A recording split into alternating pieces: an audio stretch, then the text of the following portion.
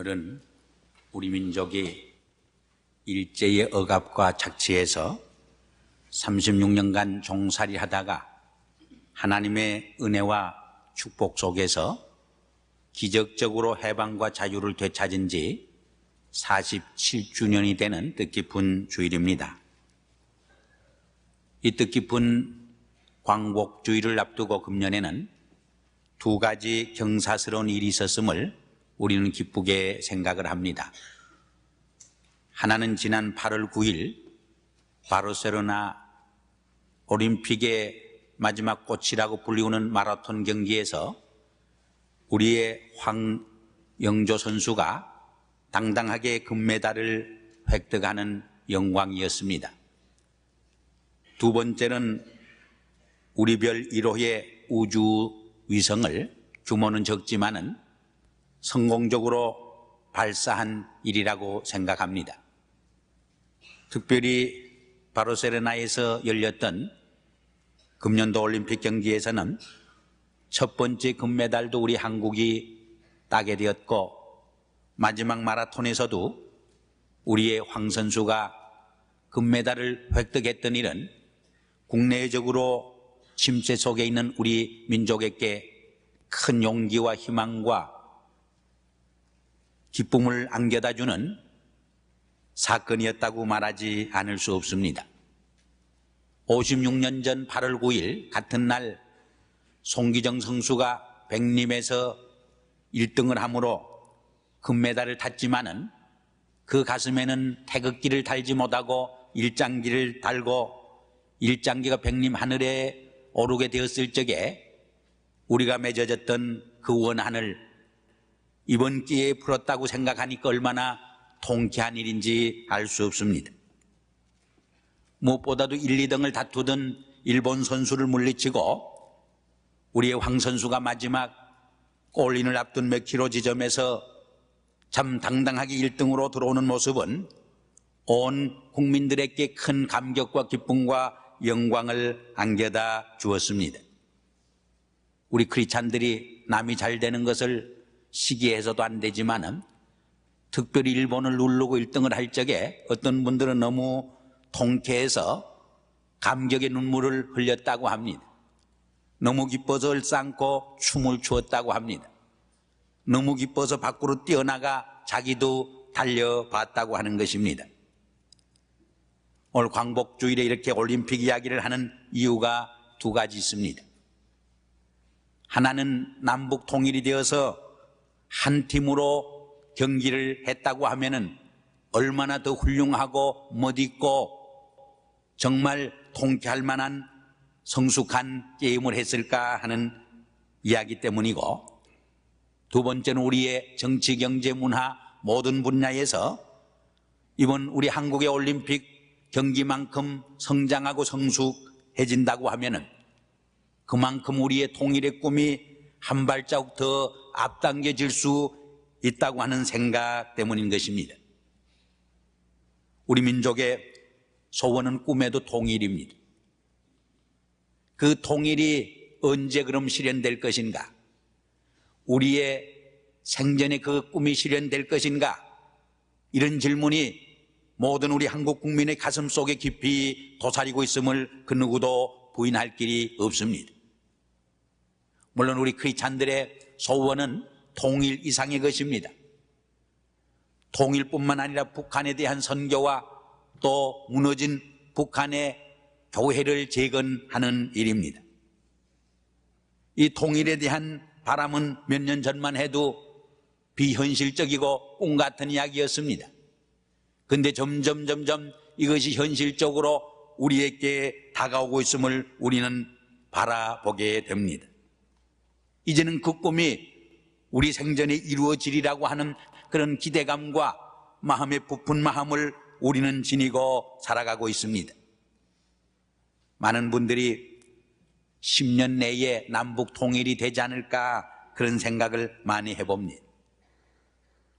아니 당장 남북 통일이 되어도 오히려 혼란이 오지 않을까 염려하고 걱정할 만큼 역사의 상황이 바뀌어진 것을 우리는 또한 직면하고 있습니다. 그런데 우리가 남북 통일에 대한 문제를 이야기하고 북한 선교와 북한 교회 재건의 문제를 이야기할 적에 우리가 몇 가지 마음에 깊이 생각할 문제가 있는 줄 압니다. 우리 민족의 분단의 비극이 누구에 의해서 이루어졌는가? 이산 가족의 그 슬픔과 아픔과 고통이 누구의 책임인가 하는 문제입니다. 먼저 강대국의 이해관계 때문에 우리 민족이 허리가 두 동가리로 갈라지는 민족 분단의 비극을 47년 동안 안고 지금 살아오고 있습니다. 다음으로는 남북의 정치 지도자들의 책임이 전혀 없다고 말할 수 없습니다. 리더십이 부족해서 독일처럼 정말 통일 국가를 이루지 못한 이러한 아픔이 또한 우리에게 있음을 우리는 솔직히 인정해야 할 것입니다. 그러나 정치 지도자들의 책임 아니겠습니까? 한 걸음 더 나가서 우리 국민들의 책임도 있음을 우리는 절감해야 할 것입니다. 우리가 못나고 우리가 실력이 없어서 우리는 독일처럼 통일을 이루지 못하고 아직도 분단된 아픔과 이산가족의 슬픔을 안고 오늘을 살아가고 있는 현실을 우리는 지켜보게 됩니다. 다음으로 북한의 현실과 우리 남한의 현실을 똑바로 바라볼 수 있는 눈을 가져야 할 것입니다. 전쟁에서 이기려고 하면은 상대방을 알고 나를 바로 알 적에 승리하게 된다고 합니다. 우리가 민족의 수건인 남북 통일의 꿈을 성취하기 위해서는 오늘 우리의 현실을 바로 바라볼 수 있는 눈을 가져야 할 줄 압니다. 우리가 시간이 없지만은 북한의 현실을 한번 여러 가지 정보와 자료를 우리가 종합해서 한번 생각해 보았으면 합니다. 오늘 이북이 안고 있는 가장 심각한 고민과 본뇌가 무엇입니까? 경제 문제입니다. 가난의 문제입니다. 어떻게 이 가난의 문제를, 경제 문제를, 그들의 체제를 무너뜨리지 아니하고 개방시킬 수 있을까 하는 것이 그들의 큰 고민이요 아픔인 것을 우리는 알고 있습니다. 특별히 동구권이 무너지고 종주국가인 소련이 무너지면서 경제 원조가 끊어짐으로 많은 경제적 어려움과 함께 정치적 고립을 겪고 있습니다. 이러한 경제 문제와 가난의 문제를 해결하기 위해서 얼마나 그들이 노력하고 애쓰고 있는 모습을 우리는 김일석 주석이 2차례에 걸쳐서 연두교시에서 발표한 그 이야기를 통해서도 짐작할 수 있습니다. 그럼 우리 남한의 현실은 어떻습니까? 지금 당장 통일이 된다고 하면은 오히려 남한이 남북 통일을, 북한을 수용할 수 있는 준비가 되어 있느냐? 오히려 저는 되어 있지 못하다고 생각합니다. 오히려 땅을 투기하는 투자꾼들이 먼저 복음을 들고 가기보다 먼저 평양에 갈 것이기 때문입니다. 오늘 우리 한국교회나 이민교회도 통일 이후에 있을 정말 북한 선교와 북한교회 재건에 대한 시나리오나 준비가 없는 상태에 있음을 우리는 솔직히 고백하지 않을 수 없습니다. 그러므로 우리는 앞으로 이루어질 남북 통일에 대비해서 우리는 북한을 소용하고 정말 그들의 복음을 바로 전하고 이북교회를 재건할 수 있는 시나리오와 준비를 갖추지 않으면 안 될 줄 압니다. 바로 이 점에서 우리 크리스찬의 책임이 큽니다. 특별히 이북에서 이남 땅으로 내려왔다가 북미 땅을 찾은 우리 이북 크리스찬들의 책임이 더 크다고 말할 수 있습니다. 우리 나성영락교회는 그러한 분들이 더 주축을 이뤘기 때문에 이북교회에 대한 선교와 재건의 책임과 사명이 더 막중하다고 우리는 고백하지 않을 수 없는 줄 압니다. 그럼 이런 현실 속에서 남북 통일의 내일에 대한 비전과 북한 선교와 북한 교회의 재건을 바라다 보면서 우리 크리스찬들이 무엇을 해야 할 것인가? 먼저 통일은 하나님의 뜻이요 섭리인 것을 믿어야 합니다. 하나님은 평화와 일치를 원하시지 분열과 분단의 비극을 원치 않는다고 하는 것을 우리는 복음 안에서 확인할 수 있어야 합니다. 오늘 봉독한 본문 말씀에도 보면은 에베소서 2장 13절 이하에서 사도 바울이 말합니다. 이방인과 유다인 사이에는 너무나 큰 장벽이 가로놓여 있었습니다. 그러나 예수 그리스도의 십자가의 보혈로 말미암아 이 둘이 복음 안에서 그리스도 안에서 한 몸을 이루게 되었다고 선포하는 말씀을 읽을 수 있습니다. 우리는 복음 안에서 이방인과 유대인이 하나로 뭉칠 수 있다고 하면은 한 민족이 한 피인 우리 민족이 왜 복음 안에서 그리스도 안에서 십자가 안에서 하나로 결합될 수 없다고 하는 말입니까? 인간적으로 생각할 적에 여러 가지 어려움이 있습니다. 그러나 그리스도 안에서 복음 안에서 우리 분단된 조국이 하나로 뭉칠 수 있고 결합될 수 있고 통일될 수 있다고 하는 믿음과 확신을 우리는 버리지 말아야 합니다. 이것이 우리에게 주어진 놀라운 하나님의 책임이요 명령인 것을 우리는 인정해야 할 것입니다. 사실 우리 민족의 정치, 경제, 문화의 구조적인 악이 어디에서 기인하고 있느냐? 이 분단의 비극에서 시작되고 있습니다. 그러므로 우리 한국의 남한과 북한의 모든 악의 문제를 푸는 열쇠가 바로 통일의 문제에 연관된 것을 우리는 망각하지 말아야 합니다. 한 걸음 더 나가서 선교적인 차원에서 생각해 볼 적에 이 통일의 문제는 우리의 크리스찬의 중요한 선교적 과제임을 우리는 고백하지 않을 수 없습니다. 사도행전 1장 8절에 보면은 성령이 임하면 예루살렘과 유다와 사마리아와 땅 끝까지 이르러 내 증인이 되라 했는데, 오늘 이 복은 가장 가까운 우리의 나라지만은 세계에서 가장 먼 땅 끝이 되고 있음을 우리는 봅니다.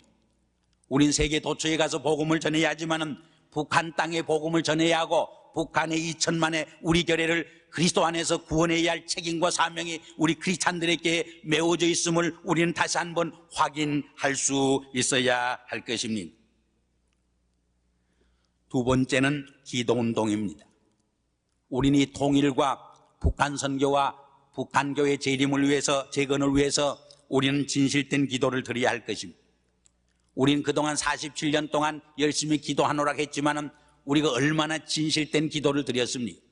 정말 느헤미야가 자기 민족의 어려움과 비극의 소식을 들었을 적에 자기의 죄와 민족의 죄를 통회하고 회개하면서 기도한 것처럼 우리가 나의 죄와 우리 민족의 죄를 얼마나 통회하고 자복하면서 하나님 앞에 기도하고 있습니까? 먼저 우리는 이 기도를 드리기 위해서 나와 너 사이에 있는 38선을 먼저 무너뜨려야 합니다. 우리의 마음속에 있는 38선을 먼저 무너뜨려야 합니다. 우리 공동체 속에 있는 여러 가지 파벌과 지방색과 여러 가지 파당을 우리는 극복해야 합니다. 우리가 선거 문제를 하나로 뭉쳐서 해결하지 못하면서 남북 통일을 기대한다고 하면 얼마나 미련하고 어리석은 사람들입니다. 우리는 먼저 우리의 가까운 가정과 우리 교회와 우리 커뮤니티의 문제에서 하나로 뭉칠 수 있는, 하나로 통일될 수 있는, 38선을 뛰어넘을 수 있는, 하나로 그리스도 안에서 뭉칠 수 있는 이 운동을 전개해야 할 것입니다. 세 번째는 불신과 미움을 헐고 이해와 사랑의 길을 터는 길입니다. 유교 동란으로 말미암아 남과 북 사이에는 너무나 큰 장벽이 두꺼워졌고 높아졌습니다. 이것을 헐기에는 거의 불가능하다고 하는 미움과 불신이 우리의 가슴 속에 너무나 짙게 사로잡고 있는 모습을 우리는 고백하지 않을 수 없습니다. 그러나 우리는 이 불신과 미움의 장벽을 헐 수 있어야 합니다. 이해와 사랑의 세기를 열 수 있는 용기와 믿음을 가져야 합니다. 창세기 33장에 보면은 에서가 달려가서 야곱의 목을 안고 피차 우니 하는 말씀이 있습니다. 이 에서와 야곱의 만남의 기적이 우리 민족 사이에서 분명히 일어날 수 있어야 합니다. 에서와 야곱의 만남을 우리가 분석해 보면은 형 에서가 먼저 야곱을 향해서 뛰어가서 그의 목을 안고 울었다고 말했습니다. 형된 사람이 먼저 용서하고 이해할 수 있어야 합니다. 피해자가 가해자를 용서하고 받아들일 수 있어야 합니다. 물론 가해자는 하나님 앞에 자기의 죄를 회개할 수 있는 회개가 물론 일어나야 하는 것입니다.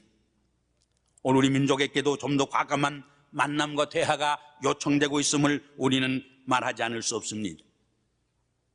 지난번 제7차 남북 고위급 회담에서 이번 8.1 올기에서 이산 가족 100몇십 명과 또 예술단 몇십 명과 기자단 합해서 약 240명이 서로 교류하도록 합의를 봤습니다.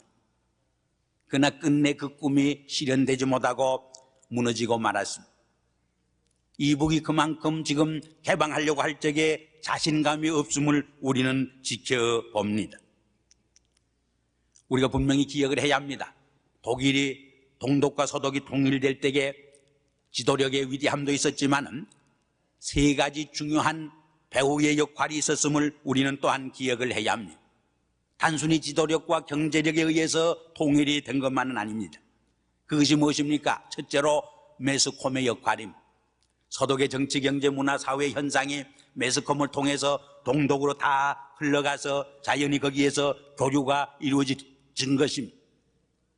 두 번째로 동독과 서독의 국경이 그들은 왕래할 수 있었기 때문에 관광객과 여행자들에 의해서 자연히 그 두껍고 높은 장벽이 서서히 무너져 갔다고 하는 점입니다.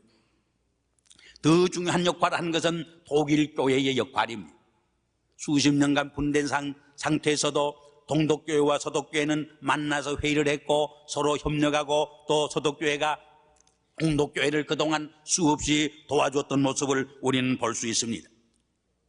이런 차원에서 오늘 한국교회와 이민교회가 우리 남북 통일의 과제와 북한 선교와 북한 교회 재건에 대한 커다란 사명과 책임이 있음을 다시 한번 이 광복주일에 확인하고 이 성전을 떠나갈 수 있어야 할 줄 압니다. 마지막으로는 우리가 통일 이후에 일어날 여러 가지 혼란을 막기 위해서 우리는 통일 이후에 대한 시나리오가 형성되어야 할 것입니다.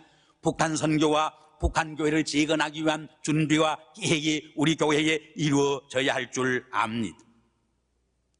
이제 마지막으로 세계교회협의회가 88년 11월 달에 저 스위스에서 모여서 남북 통일을 위한 선언문을, 그리운 선언문을 발표한 것이 있습니다.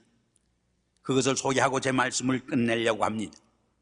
8조항으로 되었는데 오히려 남북 고위급 회담의 방향을 제시해주고 또 그렇게 지금까지 남북 회담이 이끌어오는 모습을 볼 적에 세계교회가 남북교회의 지도자들과 세계교회 지도자들을 모아놓고 디렉션을 준 것은 큰 의미를 지닌다고 생각할 수 있습니다. 첫째로 1995년을 한반도 통일을 위한 신원으로 설정해서 선포하고 있습니다. 우리가 잘 아는 대로 구약에 보면은 7년마다 안식년이 옵니다. 그것을 7번 더하면은 49년이 되는데 49년 이후 50년째를 휘논으로 선포했습니다. 그때는 모든 종들이 자유함을 얻게 됩니다. 해방을 받습니다. 그래서 1995년을 통일을 위한 신원으로 선포하고 있습니다. 두 번째는 72년 7.4 공동선명에서 발표한 조국 통일의 3대 원칙인 자주, 평화, 민족 대단결의 원칙을 다시 한번 확인해 주고 있습니다. 세 번째는 한반도의 통일의 주체는 남북의 민중들이라고 하는 것을 정치적 지도자들에 의해서 대화가 되어야 하지만은 더 근본적으로 이 민중 차원에서까지 되어야 하는 것을 확인하고 선언하고 있습니다. 네 번째로 통일은 동북아시아의 평화 구축을 위해서 반드시 이루어져야 할 것을 선언하고 있습니다. 다섯째로 통일을 위해 민족 간의 적대감과 증오심을 극복하고 용서와 화해의 분위기 속에서 신뢰성을 회복하고 구축하는 일이 중요한 과제라고 선언해주고 있습니다. 여섯째로 통일을 위해서 남북 간의 군사적 대결을 지양해야 한다고 주장합니다. 군사적 긴장을 해소시키기 위해서 군축을 해야 할 것을 권면하고 있습니다. 일곱째로 민족 분단으로 빚어진 1천만 이산 가족의 재해와 남북 간의 각종 교류가 인도주의적 차원에서 시급히 이루어져야 할 것을 주장하고 또한 호소하고 있습니다. 마지막으로 세계교회는 한반도의 통일을 위해서 남북교회와 세계교회가 같이 협력해 줄 것을 호소하고 있습니다. 우리 나성교회는, 영락교회는 이러한 상황 속에서 특별히 광복주의를 맞이해서 우리 조국의 통일과 북한의 선교와 북한 교회의 재건을 위해서 정말 기도하고 참여하고 정말 앞장서는 이러한 사명을 할 때 하나님께서 이 시대에 우리 민족과 우리 교회를 향한 섭리와 뜻을 이루는 주의 몸된 교회가 될 줄 압니다. 이러한 기도와 참여가 우리에게 이루어지길 주의 이름으로 축원합니다. 기도하시겠습니다. 십자가로 우리의 죄를 씻으시며 저희를 화목케 하신 여호와 하나님, 저희의 허물을 용서하여 주시옵소서. 저희는 목이고다 하나님의 음성을 피하였으며 민족의 피 호소를 지금까지 외면해 왔습니다. 주께서 이제 분단의 장막을 가르시며 화해와 평화의 새날을 열고 계시니 결의의 새 아침이 주 안에서 시작되게 하시옵소서. 종의 멍에를 벗겨주신 지 50년, 희년의 기쁨이 넘치는 그날에는 흩어진 한 핏줄이 같이 모이고 남북의 어린아이들이 함께 뛰놀며 나누인 붓볼을 터서 하나의 강으로 흐르게 하시옵소서. 오 주님, 해방의 50년, 희년의 그날에는 정의가 강물처럼 흐르게 하시고 평화의 종소리로 하늘을 채우소서. 희년의 소망이 새벽별처럼 빛나게 하시옵소서. 역사의 주인이신 하나님, 저희들 앞에는 아직도 많은 장애물이 가로놓여 있습니다. 자만하지 않게 하시고 지혜와 용기로 기도와 신앙으로 풀어가게 하시옵소서. 더 이상의 결의의 시련이 없도록, 더 이상의 갈라짐이 없도록 겸손하고 상가 조심하여 끊어진 허리를 잇고 무너진 민족의 정기를 다시 세울 때까지 남누리 북누리 하나 되기까지, 그리하여 마침내는 이 땅에 하나님의 나라가 이루어지기까지 성령이여 오시옵소서. 민족의 통일을 주여 도와주시옵소서. 남북과 미주의 성도들이 이 일에 하나 되게 하시옵소서. 예수 그리스도 이름으로 간절히 기도드리옵나이다. 아멘.